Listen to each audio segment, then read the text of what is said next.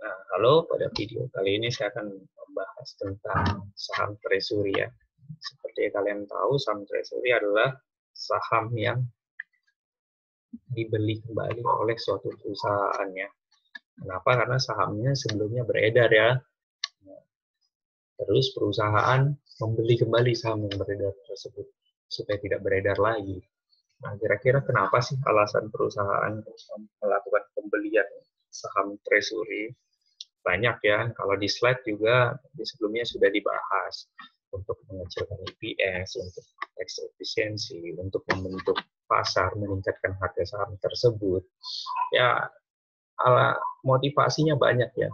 Yang perlu saya tekankan pertama adalah pembelian saham treasury tidak bisa dilakukan oleh seluruh perusahaan. Kenapa? Karena pembelian saham treasury hanya bisa dilakukan oleh perusahaan-perusahaan pada kondisi yang memungkinkan. Salah satu kondisi yang memungkinkan adalah punya kelebihan cash ya. Jadi kalau bisa saya contoh misalnya begini. Contoh misalnya yang sederhana ya, misalnya saya dan teman saya ingin buka usaha ini. Nah, kepemilikan saya 80%, kepemilikan teman saya 20%. Saya nyumbang 80.000, dia sumbang 20.000. Nah, setelah usaha saya sukses berjalan dan menghasilkan laba, saya kemudian terfikirkan, daripada laba yang saya hasilkan saya bagi 20% ke teman saya, mending saya beli sahamnya. Nah, awal pertama bisnis dibangun dengan kepemilikan 20% kan itu nilai yang disumbang teman saya 20.000. Ya udah saya tawarin teman saya beli deh kepemilikan 20% kamu dengan harga misalnya 50.000. Oh, teman saya kemudian mau karena merasa untung kan. Ya udah saya beli. Ya udah berarti bisnisnya kemudian 100% kepemilikannya milik saya sehingga saya tidak punya kewajiban untuk membagikan dividen. Semua laba untuk saya. Otomatis EPS saya juga besar ya. Nah, jadi ada banyak motivasi kenapa sih membeli saham treasury yang tadi saya jelaskan secara sederhana itu salah satu contohnya ya, supaya mengecilkan dividen yang harus dibagikan. Ada lagi untuk meningkatkan harga pasar ya, seperti yang kasus relevan untuk kasus yang sekarang ya, di tengah wabah COVID ini juga banyak perusahaan yang melakukan buyback sahamnya. Kenapa? Harga sahamnya jatuh. Sehingga harga sahamnya terlalu murah. Sehingga daripada harganya merosot terus, perusahaan tersebut melakukan buyback sahamnya.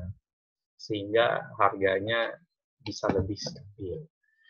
Oke, yang ingin saya bahas kemudian adalah bagaimana sih pencatatannya. Sebenarnya pencatatannya kalau dibilang sulit juga tidak, tapi kalau dibilang sederhana, mungkin masih ada beberapa bahasa yang pusing. Untuk itu saya akan menggunakan contoh soal saja ya, yang ada di slide, cuman mungkin saya akan jelaskan secara satu persatu. Oke, di sini ada kondisi perusahaan Pasifik ya. Kondisi sekarangnya saham yang beredar adalah 100.000 lembar. Ada 100.000 lembar yang tersebar entah ke berapa investor, yang mana nilai parnya 1 ya. Nilai par ini sebenarnya tidak memiliki makna spesifik ya untuk perhitungan saham treasury, tapi nanti kita akan bahas lagi efeknya apa sih.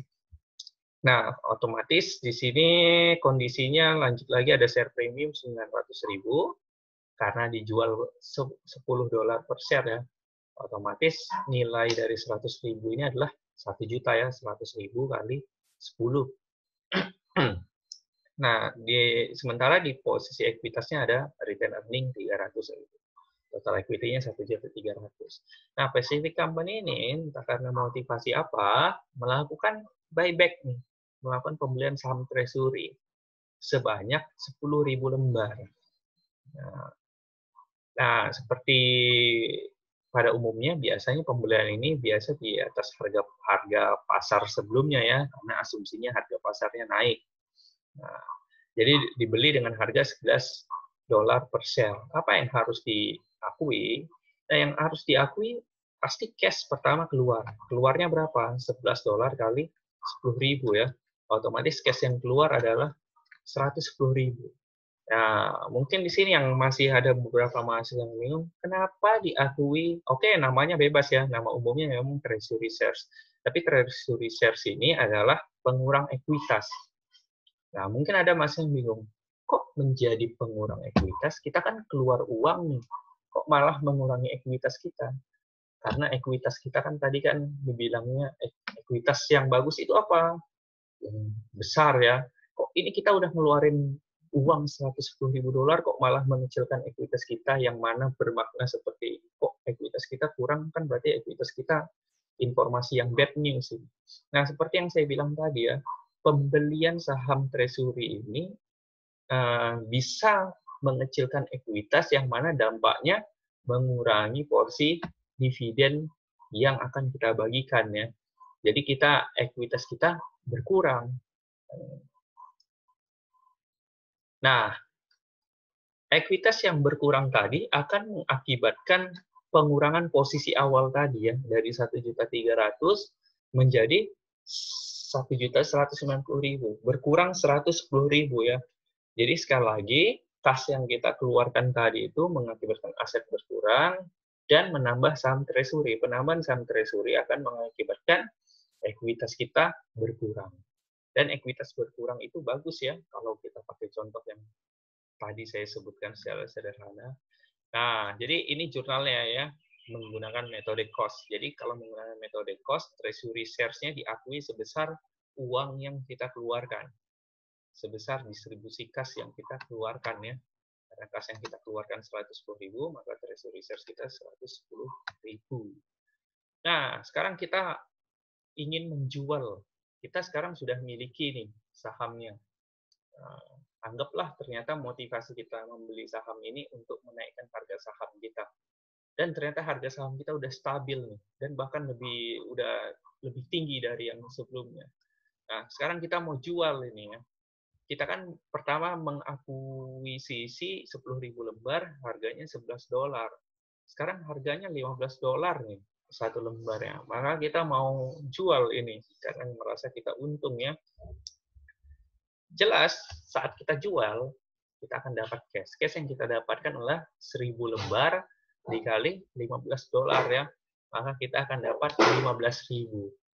Nah, treasury shares kita sebelumnya harganya $11 per shares ya. Karena kita jual 1.000, maka 1.000 kali 11 berkurang ya, 11.000. Selisihnya 4.000 diakui share premium treasury.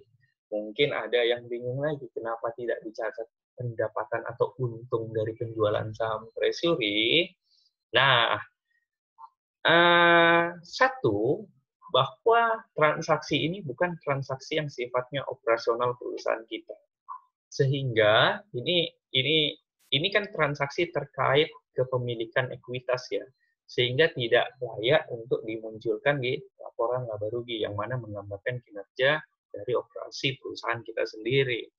Yang kedua, share premium ini juga sebenarnya adalah keuntungan. Kenapa? Contoh misalnya misalnya perusahaan memperoleh laba, anggaplah labanya 10 juta. Laba 10 juta itu akan masuk ke mana sih? Akan masuk ke return earning, elemen ekuitas juga.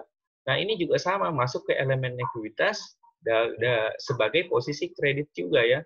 Jadi ini maksudnya keuntungan tapi tidak melalui laporan laba rugi ya.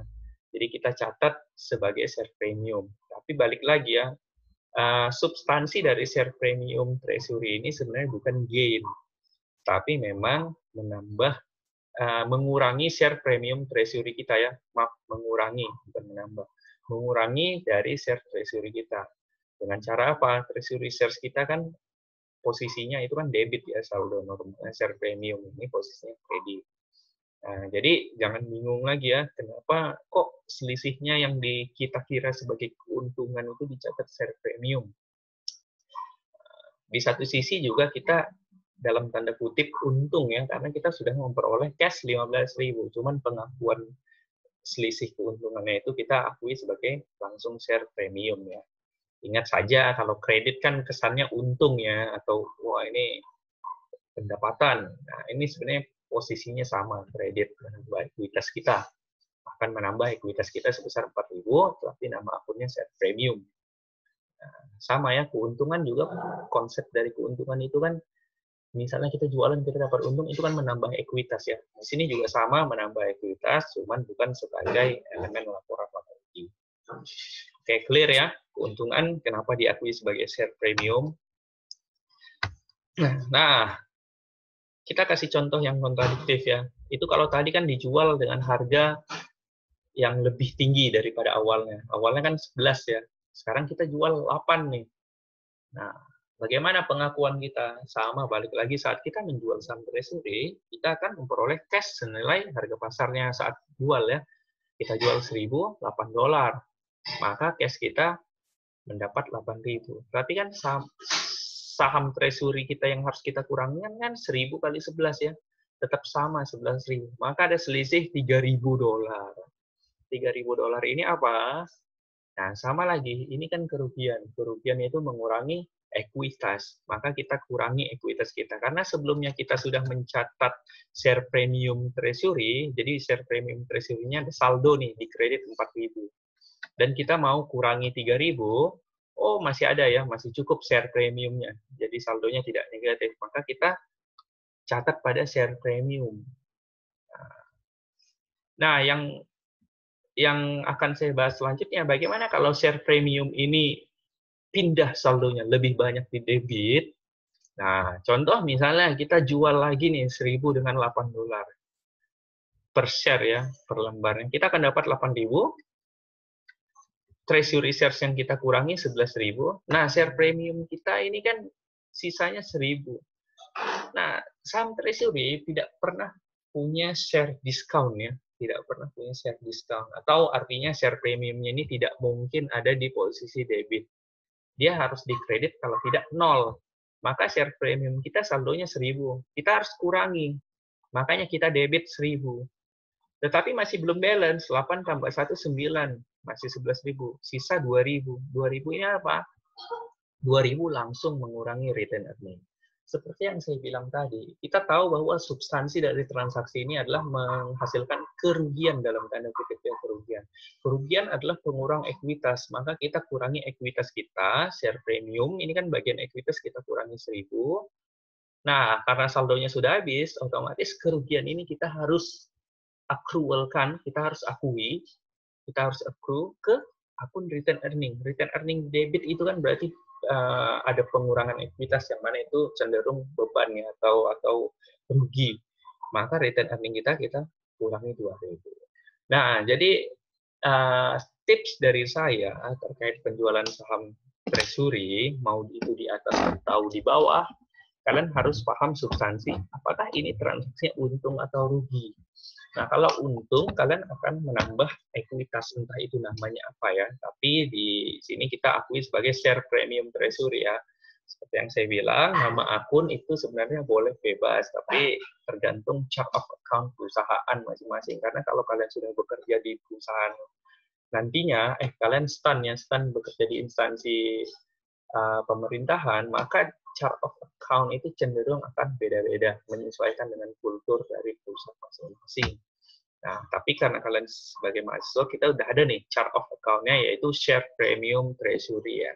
Jadi kalau dia untung, kita akan catat share premium. Premium kan tulisannya untung. Sementara kalau rugi, dari transaksi penjualan saham treasury, kita akan kurangi share premium kita. Jika belum ada saldonya, atau saldonya sudah habis, kita langsung kurangi ke return earning-nya. Mengurangi return earning itu kan pelaksanaan dari efek kerugian ya. Itu. Jadi itu ya untuk terkait dengan transaksi penjualan saham treasury. Mungkin kita akan lanjut di video berikutnya lagi ya. Terima kasih.